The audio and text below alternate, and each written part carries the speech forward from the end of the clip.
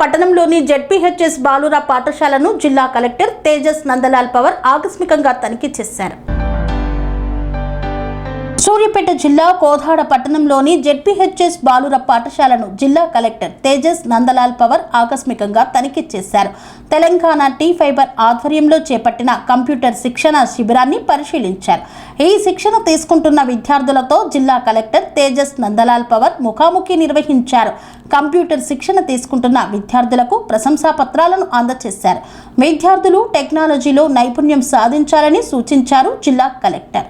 పాఠశాలలో విద్యార్థుల సంఖ్య పెంచే విధంగా ఉపాధ్యాయులు ప్రణాళిక సిద్ధం చేయాలని సూచించారు.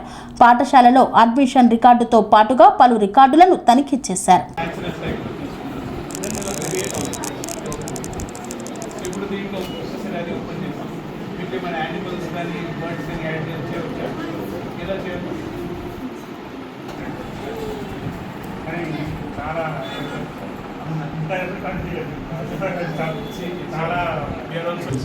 ప్రభుత్వం ఒక ఆర్టిఫిషియల్ ఇంటెలిజెన్స్ సంబంధించి కోర్స్ మెటీరియల్ కూడా తయారు చేసి ఉన్నారు.